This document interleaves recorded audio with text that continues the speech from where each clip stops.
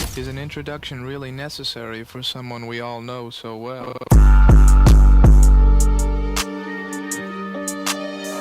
Back.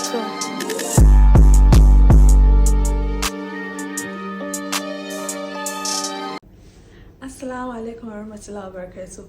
Welcome to my YouTube channel. If you are new, thanks for coming, and make sure to subscribe, like, comment and share, and hit on the notification bell so you always be the first person to know whenever I upload a new video.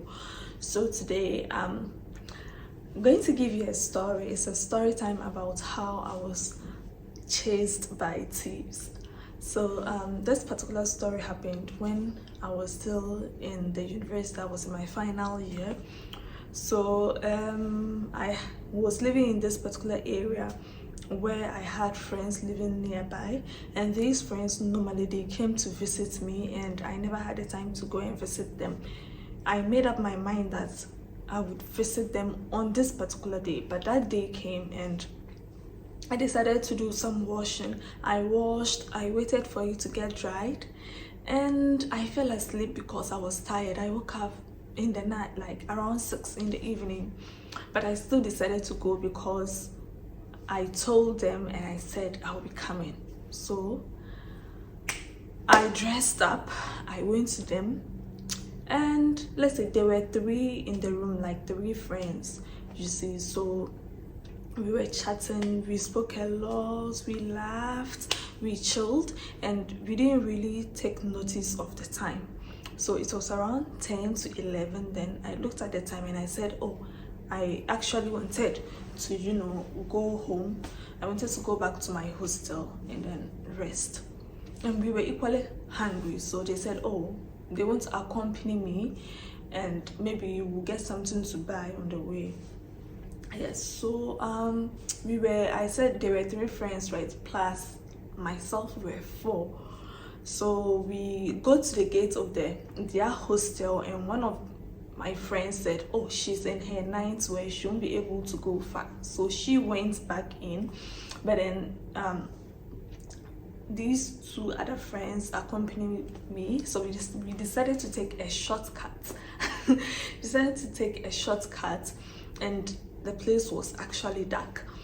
So we go to this building, should I say estate or bungalow, where the dogs were barking. They were chained inside, but then the way they were barking, we got so scared that we decided to go back and take the long way.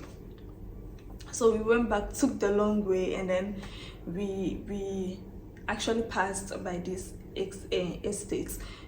There's a lonely road, a deserted road there, and there are buildings at this side, buildings at that side. So it's like the road is straight ahead and you barely get any way to curve except one path that's connecting the main road to this other deserted road, right? So we were passing, it was in the night, we were only female, so we were walking in line. One of my friends was in front, I was in the middle, and one was at the back.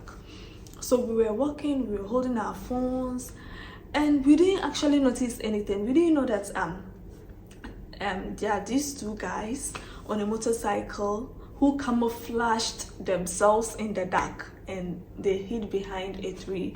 So when they saw us coming, like they ignited the motorcycle and then they were moving ahead. So we were on the opposite side of the road. So we thought they were just going about their business. They were moving ahead. So they acted as if they were on that lane, moving straight ahead, just doing their own thing.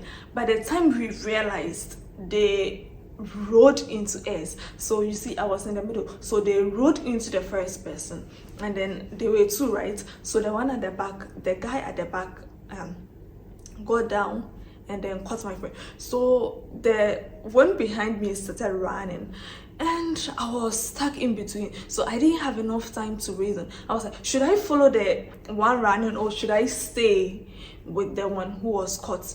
I said no, if the fact that they caught one person doesn't mean that they should catch all of it. So I started running, and then they were still dealing with the one they caught. Yeah, and after they were done with her, they ignited the motorbike once again and started chasing us. Remember, the other one was already gone and I was just behind her, so I was the next person to get caught. I was confused and I was wearing this big abaya, very big, like it was distracting me. I don't know the time my sandals got off my feet. It was so weird. It everything happened so fast and like quickly. Yeah, so I started running and then all of a sudden we saw the mini road or pathway that links the main road to the deserted road we were running. So we curved there and then they nearly caught me.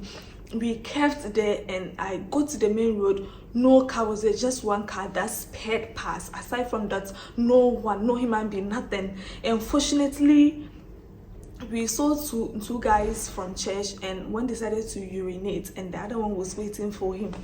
So we immediately we go to the main road. The guys with the motorbike also curved into that small pathway. They nearly caught me, and as I was saying, they nearly caught me. So we just quickly ran to those guys and then they just came around. They passed by with the motorcycle because there were two guys on the motorcycle and the guys were also two plus the ladies four, so they couldn't outnumber it. Probably they might have had something, right?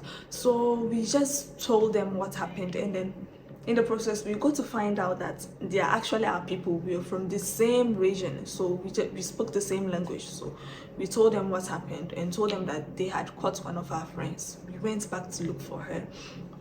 So on the way I tried searching for my sandals. I couldn't get it. We went back, we didn't find her, so we took the same path we took when we were coming and then we saw her walking alone and then she was crying. In fact, she was traumatized. Yes, and we tried asking her, but she just didn't want to speak, probably because she was traumatized. We went back to my friend's hostel and then when the other friend who went back inside because of her nightgown saw us coming back, she said, what am I doing here again? She saw our faces and knew something happened. So we entered and then we narrated what happened, but then the one who was caught was still so sad. I said no, let's ask her what actually happened to her when they caught her. When we asked her, she said they first of all they took her phone. It was an iPhone, and these thieves, they mostly want iPhones, so they took her iPhone and then they were threatening her to give her the money she had. And we lied, that girl wasn't having anything. It was just her key and then one Ghana cedis in her palm. So when she was trying to tell them that she didn't have anything, the guy removed a knife and then told her that if she doesn't give him what she has, he's gonna stab her chest. So it made her shaky, so she did her hands like this and then the key and the one city fell down. The guy took the one city, can you imagine? And then that was when they hopped on the motorcycle and started chasing us again. It was so traumatizing, and I don't think we even reported it to the university police because everything was weird. So this was just the story. So all in all, I'll just tell you to always be careful. Don't walk on deserted roads, and what again, be sure when you know that the place you are going is dangerous, be sure you leave there before dark or visit during the daytime. And then at times I don't even know what to say, because as we were running, if we had been caught, the consequences would have been severe because they struggled to get us. They would have stabbed us because why did we run? So we should be cautious of all of these things. So this is my sad story. So please make sure to subscribe, like, comment, share, and hit on the notification bell so you always be the first person to know whenever I upload a new video. Thanks for watching. sweet.